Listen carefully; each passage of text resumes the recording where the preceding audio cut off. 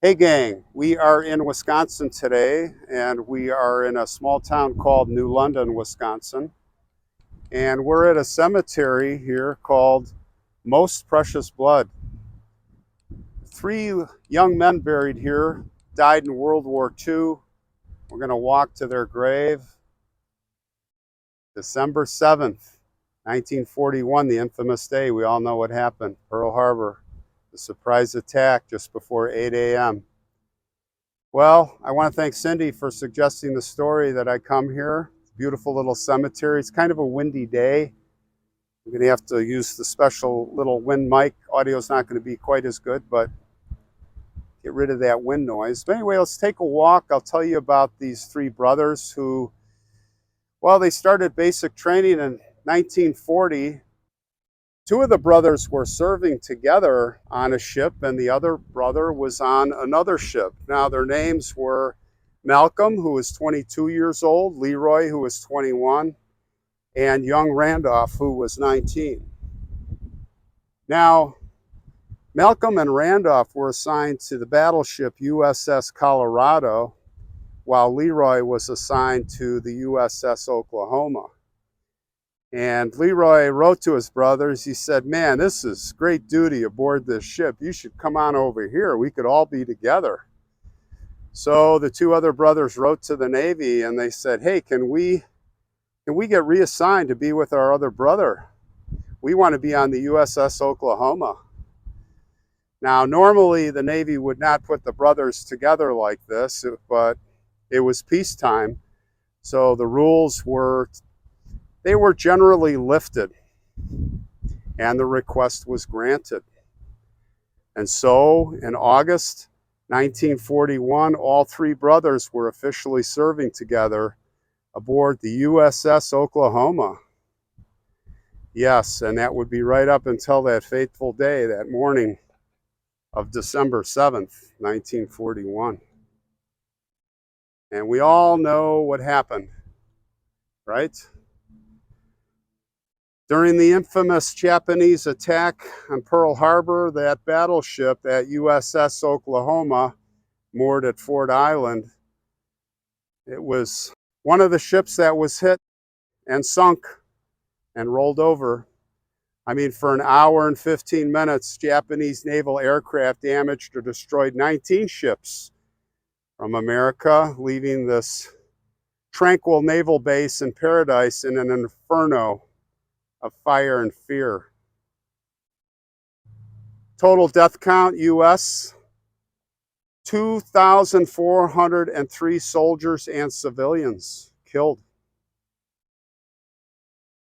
USS Oklahoma suffered multiple torpedo hits, which caused it to capsize, and that would ultimately result in the deaths of 429 crewmen.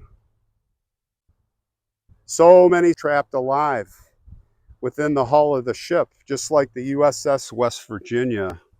It was just horrific, the whole scene. Absolute horror.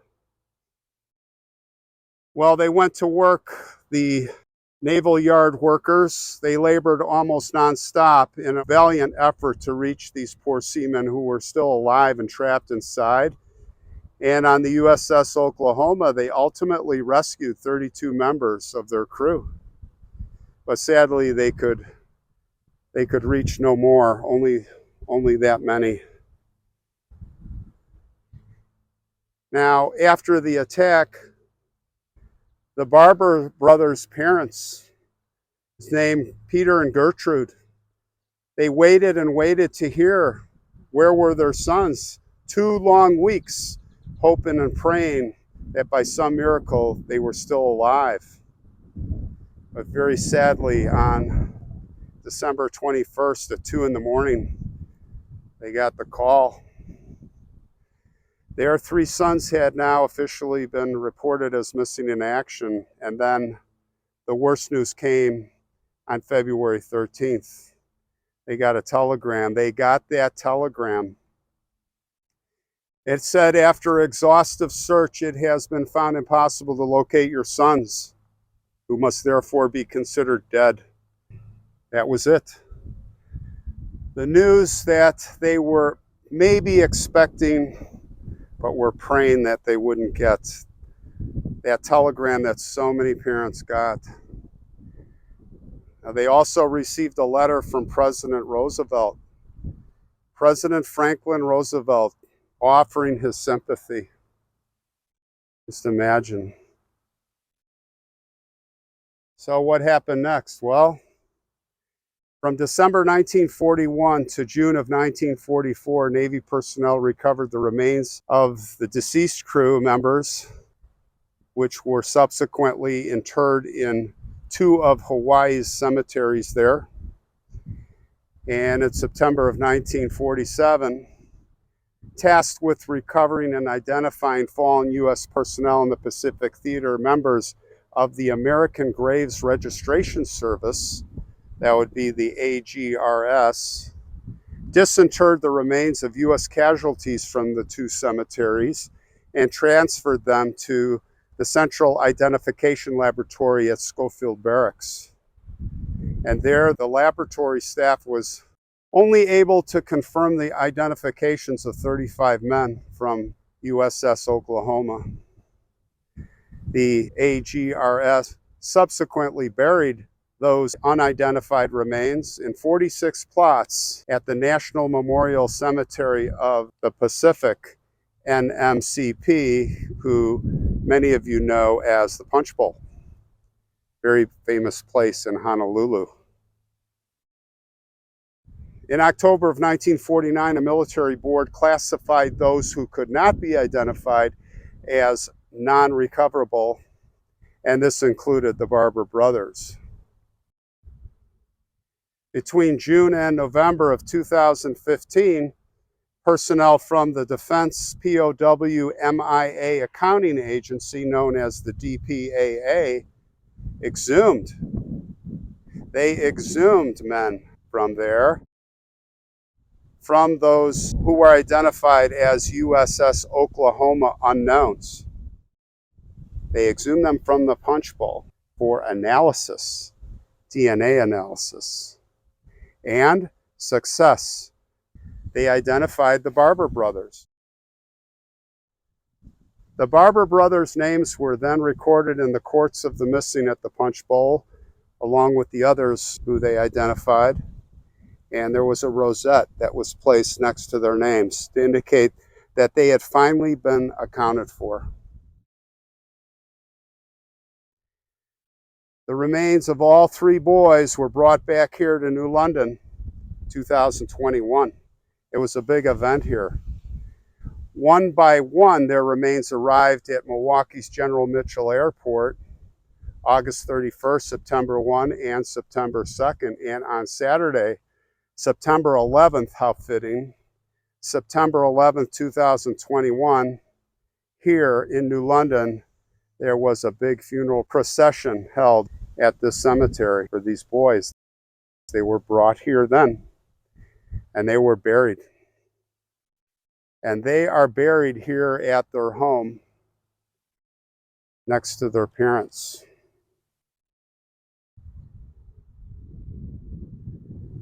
So we think of, what do we think of when we think of these boys? Boy, if you're like me, it was Saving Private Ryan, the Nyland brothers. I mean, that was inspired by the Nyland brothers.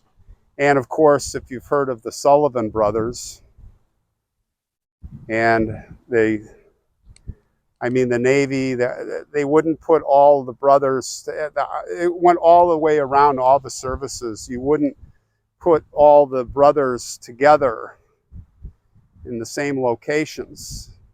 So you would not have a whole family that was wiped out. And by the way, there was one more brother, and we're going to talk about him in this family. But ironically, the mother, before this happened, before the attack, she was excited when the brothers had gotten together on that USS Oklahoma. And she said, wow, what a grand thing. And she was excited, but the father, Peter, he didn't like it. He actually wrote a letter to the Navy asking that the sons, revert separate them in case of a disaster. Maybe he saw something, maybe he felt something of what was to come, which did come. So yeah, it's just terrible. They just imagine the parents. Just imagine. Dad only made it a few more years. I think it was 1948. He had a heart attack. He was 55 years old, Peter, and died. You know this had to affect him. His other son, Clayton, the youngest, he enlisted in 1943, or well, he was in 1943. Not sure when he enlisted, but in 1943, he was serving on a new escort destroyer that was christened and commissioned 1943, christened and commissioned by the parents. Peter and Gertrude were there in honor of the three sons that passed away. That ship was named after them, the USS Barber. And that ship served in the Pacific. It served, well, in the Atlantic and the Pacific. And Clayton was on that ship and proudly served. An amazing story, guys. Just an amazing story of bravery and sacrifice.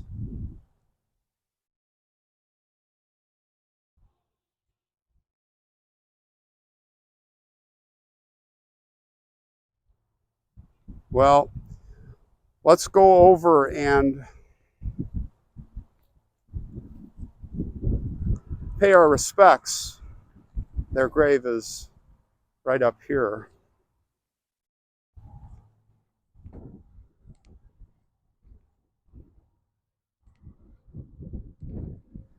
Here you go. Right front and center, we have their monument. Look at this. Isn't this beautiful? Look at that.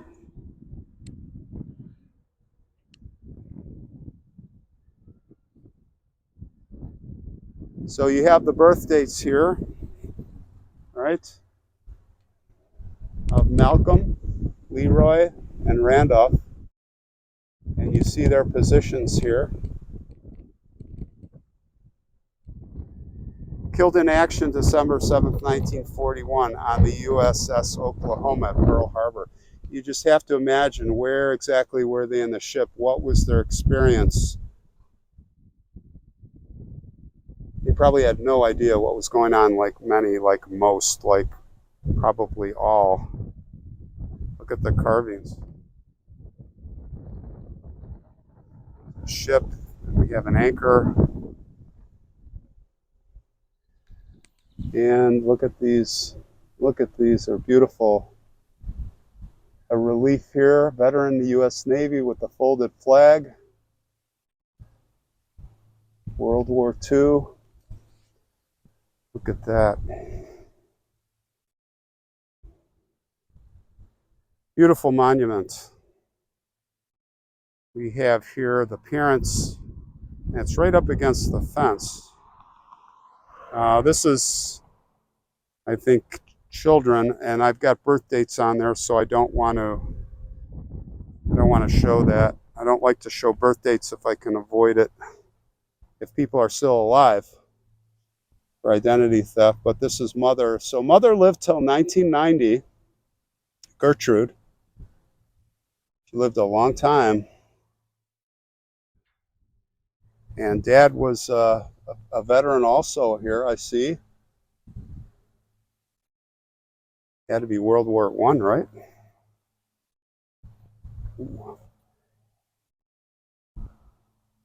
And there you see 1948, 55 years old, Peter passed away. This had to just destroy him, as it would any parent.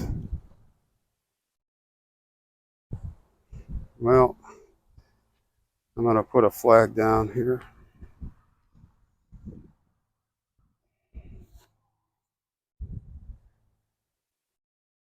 And as many do, you can see the coins.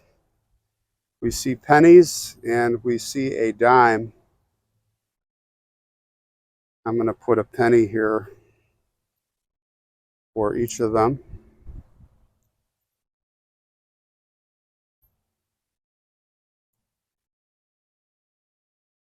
And the penny represents respect. The nickel, I believe, if you were in the same unit or the same forces, the dime means you served with them. And of course, the quarter, if you were to see a quarter, it would mean that you were with them when they fell. We talked about that. Well, guys, I got to tell you the most ironic thing about this, I think one poignant thing that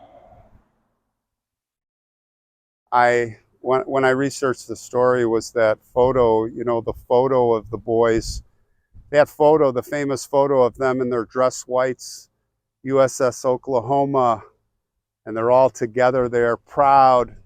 That picture was taken just days or weeks before, I think it was in December, so it had to be days before the Pearl Harbor attack, and that they made to give to their parents. So their parents received that, I think, a week or so after Pearl Harbor, and you have to imagine they got it and they were probably like, maybe they're still alive. I mean, we just got this picture. But that would be the last thing, that would be the last memory, that would be the last imprint of these boys' lives. And it's the picture arrived at their parents' house. That was the last thing that they made for them out of love for their parents. Hey, Mom and Dad, we're together. The three of us, we're doing good. Well, they died together. Who knows? They might have been in the hull in bunks. They might have been below in the eating, but they were probably all together when those torpedoes hit. And they were probably supporting each other as they died. Oh, I can't imagine. You have to only imagine, but that's probably what was the scene. These brave boys hanging together. Well, rest in peace. Greatest generation. And my hat is off to them, to the family, to all the service people then and today. As I always say, thank you for your sacrifices. Those that are living, those that passed, those that gave their lives. Rest in peace, and rest in peace to the Barbers.